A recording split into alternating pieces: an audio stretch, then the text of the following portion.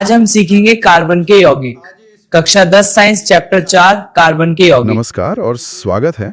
आज हम कह सकते हैं एक जासूसी करने वाले हैं। जासूसी दिलचस्प है। हाँ, हमारा केस है कार्बन, एक ऐसा तत्व जो हमारे चारों ओर हर चीज में है, पर इतना खास क्यों है? हमारे पास सुरागों के तौर पर कक्षा 10 विज्ञान की कुछ सामग्री है। तो चलिए इन सुरागों को जोड़कर देखते हैं कि कार्बन के वो कौन से राज हैं जो इसे जीवन का आधार बनाते हैं। और ये वाकई एक बहुत दिलचस्प केस है, क्योंकि कार्बन बाहर से बहुत साधारण लगता है ना? हाँ, आवर्त सारणी में बस एक तत्व। बिल्कुल, लेकिन जब हम इसकी गहराई में जाते हैं तो पता चलता है कि ये पूरी कायनात के सबसे रचनात्मक कलाकारों में से एक है। आज का हमारा मिशन इसी कलाकार के तरीकों को समझना है। ठीक है, तो जासूसी शुरू करते हैं। पहला सुराग, कार्बन की पहचान। ओके। हमें पता है कि इसकी परमाणु संख्या 6 है। इसका मतलब इसके पास 6 प्रोटॉन हैं और 6 इलेक्ट्रॉन। जी। और अगर हम इसका इलेक्ट्रॉनिक विन्यास देखें तो पहली कक्षा में 2 और बाहरी कक्षा में 4 इलेक्ट्रॉन।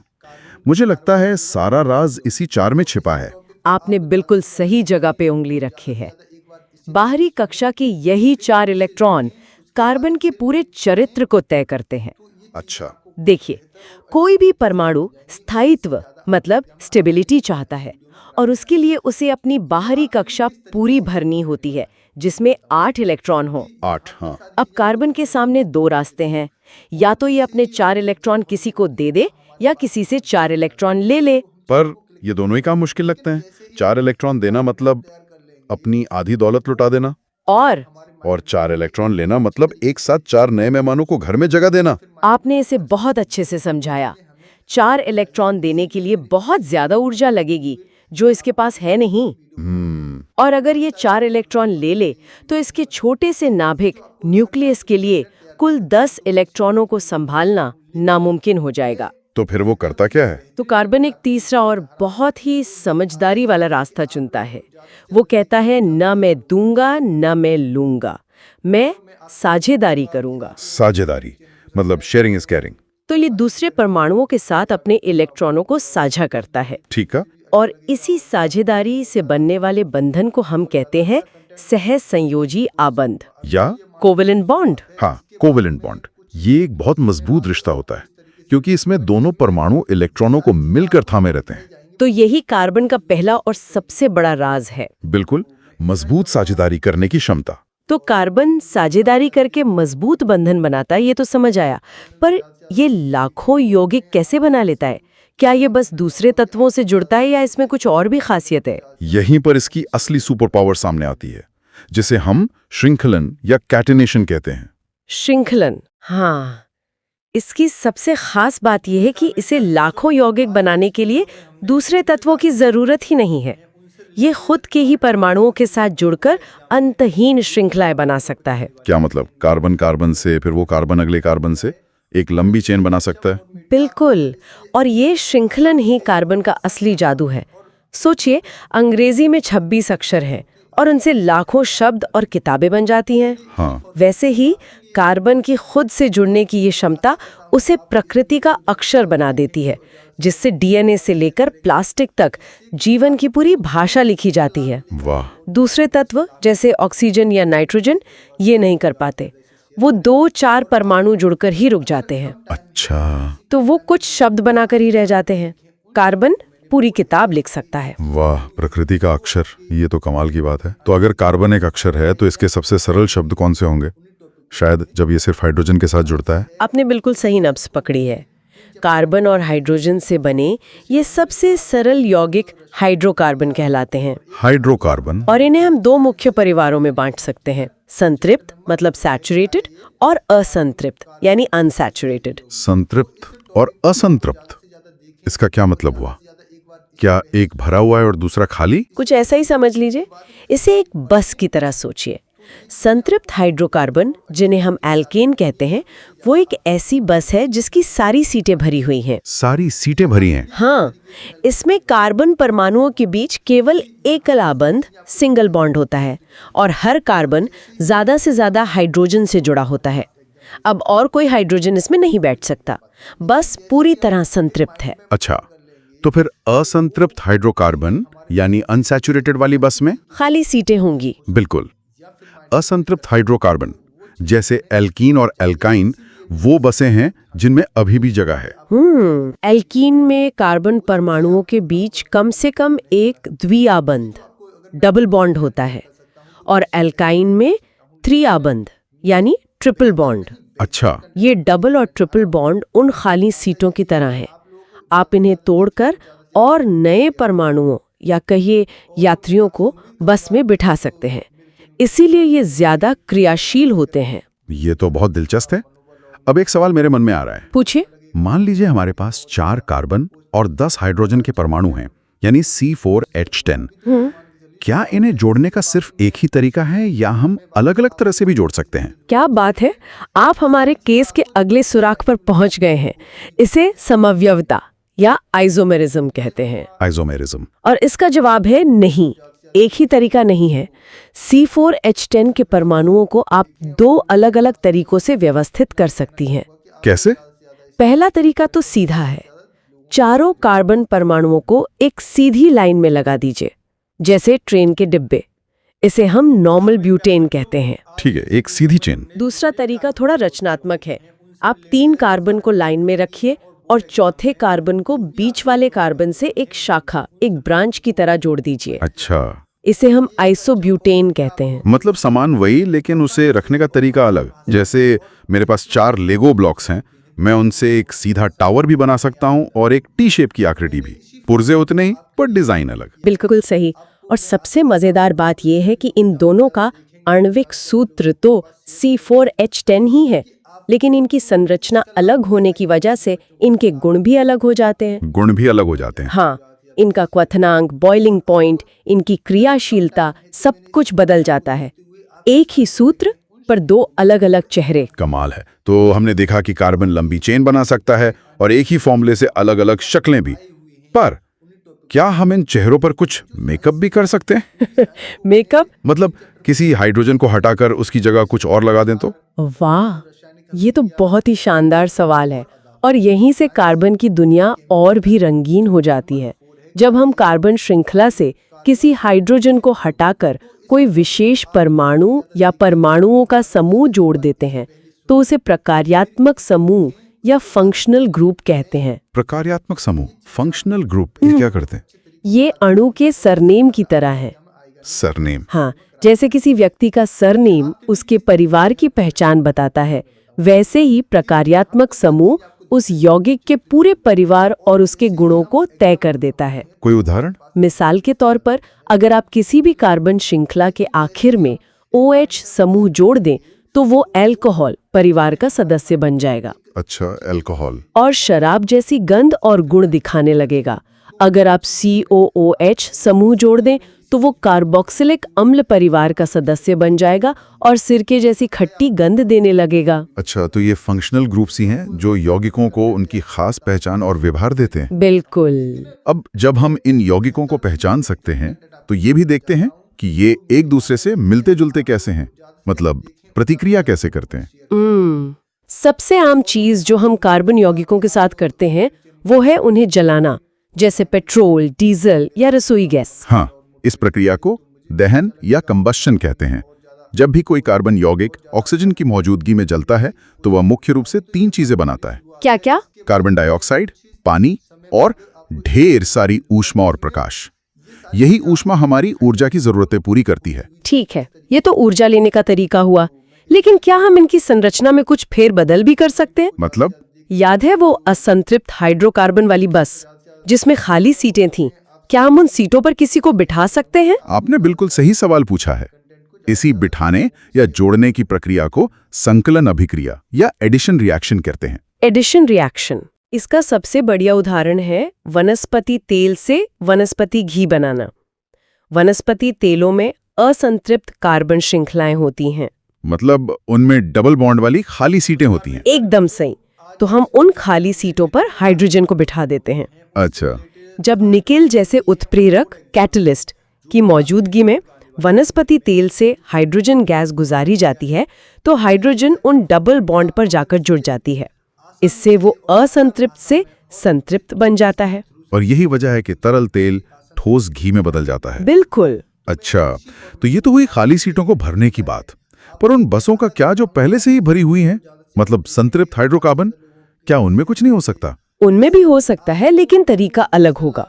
वहां आप किसी को जोड़ नहीं सकते, आपको किसी को उठाकर उसकी जगह किसी और को बिठाना पड़ेगा। अदला बदली। हाँ, अदला बदली। इस अभिक्रिया को प्रतिस्थापन अभिक्रिया या सब्स्टिट्यूशन रिएक्शन कहते हैं। सब्स्टिट्यूशन। जैसे मीथेन, जो एक संतृप्त हाइड्रोकार्बन है, उसकी क्रिया जब सूर्य के प्रकाश में क्लोरीन से होती है तो क्लोरीन का एक परमाणु हाइड्रोजन के एक परमाणु को हटाकर उसकी जगह ले लेता है। चलिए अब इस कार्बन की दुनिया के दो बहुत ही मशहूर किरदारों से मिलते हैं। अच्छा, कौन है वो? जिनका जिक्र हमारी रोजमर्रा की जिंदगी में खूब होता है, इथेनॉल और एथेनोइक एसिड। ओह हाँ। एथेनॉल तो अल्कोहल है और एथेनोइक एसिड को हम एसिटिक एसिड या सिरका भी कहते हैं। हाँ, और जब ये दोनों किरदार मिलते हैं तो एक बहुत ही दिलचस्प कहानी बनती है। कहानी? इस कहानी का नाम है एस्टरीकरण यानी एस्टरिफिकेशन। जब आप एथेनोइक आम्ल और एथेनोइक एसिड को किसी अम्ल उत्प्रेरक की मौजूदगी में गर्म करते हैं तो एक बिल्कुल नया यौगिक बनता है जिसे एस्टर कहते हैं। और मैंने सुना है कि इसमें एक बहुत अच्छी खुशबू आती है, मतलब एक खट्टा सिरका और एक तीखी शराब को मिलाने से मीठे फलों जैसी खुशबू बनती है। हाँ, ये तो जादू जैसा है। ये रसायन विज्ञान का जादू है।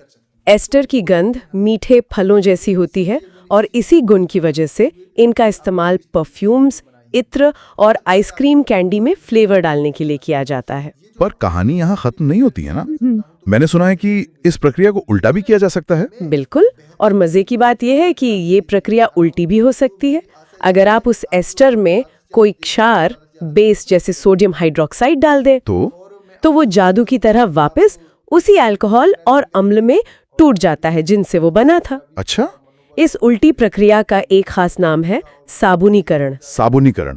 तो क्या इसका साबुन बनाने से कोई लेना देना है? सीधा लेना देना है। इसी प्रक्रिया से साबुन बनाया जाता है। साबुन असल में लंबी कार्बन श्रृंखला वाले कार्बोक्सिलिक अम्लों के सोडियम या पोटेशियम लवण ही होते हैं। तो ये हमें हमारे केस के आखिरी और सबसे महत्वपूर्ण सुराख तक ले आता है, साबुन और उसकी सफाई की प्रक्रिया। हाँ, ये तो हम रोज इस्तेमाल करते हैं, पर ये काम कैसे करता है? एक साधारण सा साबुन कैसे जानता है कि उसे कपड़े से तेल और गंदगी को पकड़कर बाहर निकालना है? इसका राज साबुन के अणु की बनावट में है। साबुन का अणु एक तरह से दो मुहा है। दो मुहा? हाँ, या कह सकते हैं कि वो एक डबल एजेंट है। उसका एक सिर होता है जिसे पानी से बहुत प्यार है। इसे हम जलरागी या हाइड्रोफिलिक कहते हैं। हाइड्रोफिलिक, पानी का दोस्त। और उसकी एक लंबी पूंछ होती है जिसे पानी से सख्त नफरत है पर तेल और गंदगी से गहरी दोस्ती है। इस पूंछ को हम जल विरागी कहते हैं। जल विरागी, हाइड्रोफोबिक। तो साबुन का अणु एक तरह से दो मुहा है, एक सिर पानी का दोस्त और एक पूंछ गंदगी की दोस्त। बिल्कुल। तो जब हम गंदे कपड़े धोते हैं तब क्या होता है? तब ये डबल एजेंट अपना काम शुरू करता है। साबुन की जल विरागी पूंछें, मतलब जो पानी से नफरत करती हैं, वो तेल या गंदगी के कण को चारों तरफ से घेर लेती हैं। अच्छा। और उसके अंदर घुस जाती हैं। और जो जलरागी सिर है वो बाहर की तरफ पानी में रहते हैं। इससे एक गोलाकार गुच्छा बन जाता है। मतलब गंदगी बीच में फंस जाती है और उसके चारों तरफ साबुन के अणुओं का एक कवच बन जाता है। बिल्कुल। जिसका बाहरी हिस्सा पानी से दोस्ती करने को तैयार है। बिल्कुल। इसी कवच या गुच्छे जैसी संरचना को मिसेल। मिसेल। अब जैसे ही आप पानी डालते हैं, पानी इन मिसेल के बाहरी सिरों को पकड़कर अपने साथ बहा ले जाता है। और क्योंकि गंदगी मिसेल के अंदर कैद है तो वो भी पानी के साथ बहकर निकल जाती है। वाह, ये तो बहुत चालाकी से काम करता है। लेकिन एक आम समस्या है। क्या? कई बार पानी में साबुन ठीक से झाग ही नहीं बनाता और कपड़े भी साफ नहीं होते। ऐसा क्यों होता है? ये तब होता है जब पानी कठोर जल या हार्ड वाटर होता है। Hard water? कठोर जल में कैल्शियम और मैग्नीशियम के लवण घुले होते हैं। जब साबुन इन लवणों से मिलता है तो वो सफाई करने के बजाय इन्हीं से क्रिया करके एक अघुलनशील चिपचिपा पदार्थ बना लेता है। अच्छा। जिसे हम मैल या स्कम कहते हैं। यही मैल कपड़ों पर जम जाता है और सफाई में रुकावट डालता है। तो इसका क्या इलाज है? इसका इलाज है अपमार्जक यानी डिटर्जेंट्स। डिटर्जेंट्स के अणु भी साबुन की तरह ही होते हैं, लेकिन उनकी बनावट थोड़ी अलग होती है। इस वजह से वे कठोर जल में मौजूद कैल्शियम और मैग्नीशियम आयनों के साथ क्रिया करके अघुलनशील मैल नहीं बनाते। इसीलिए वे कठोर जल में भी आसानी से झाग बनाते हैं और सफाई कर पाते हैं। बिल्कुल।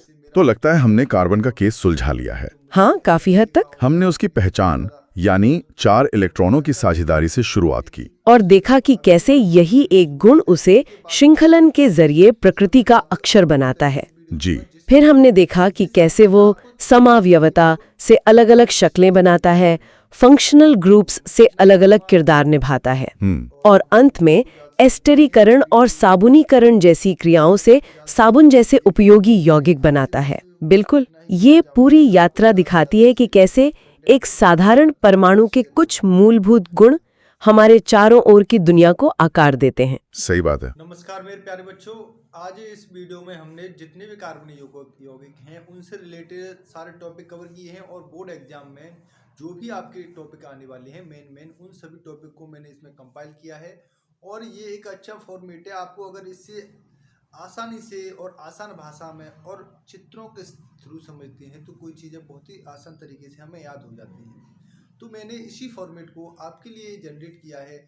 आपको मैं आशा करता हूं आप इस वीडियो को ज़्यादा से ज़्यादा देखेंगे और ज़्यादा से ज़्यादा लोगों के पास शेयर करेंगे, जिससे कि आपको तो इसका लाभ मिलेगा ही और भी बच्चों को इसका लाभ मिले। तो मैं आपसे उम्मीद यही करूंगा कि आप लोग ज़्यादा से ज़्यादा इसे शेयर करें, और आप अगर कम टाइम है तो मैंने इसी कम टाइम को देखते हुए आपके सारे टॉपिक हैं उन सभी को मैंने बोर्ड एग्जाम के थ्रू ही जो आपके पेपर में आने की प्रबल संभावना है या आए हुए हैं उन्हीं टॉपिकों को मैंने जोड़ा है। ये जो साइंस है पूरी साइंस को मैं 3 चैप्टर मैंने करा दिए हैं इसमें, जैसे अम्ल क्षार और रासायनिक अभिक्रिया और एक धातु और अधातु। ये साइंस यानी केमिस्ट्री का चैप्टर नंबर 4 है। क्या है ये? कार्बन एवं उसके यौगिक। तो इस टॉपिक को आप ज़्यादा से ज़्यादा देखें और ज़्यादा से ज़्यादा एक बार इससे पहले सुने, फिर इसे लिखें, उसके बाद फिर पढ़ें, तो ये चीज़ें आपको बहुत बेहतर और अच्छे तरीके से याद हो जाएंगी और इससे ज़्यादा आपके एग्जाम में आएगा नहीं जितना इस वीडियो में कराया गया है। ये आपके लिए किस तरीके से हेल्पफुल रहने वाला है ये मैं बताऊं आपको, कि यहाँ पे सारी चीज़ें आपको दिखाई गई हैं चित्र के थ्रू।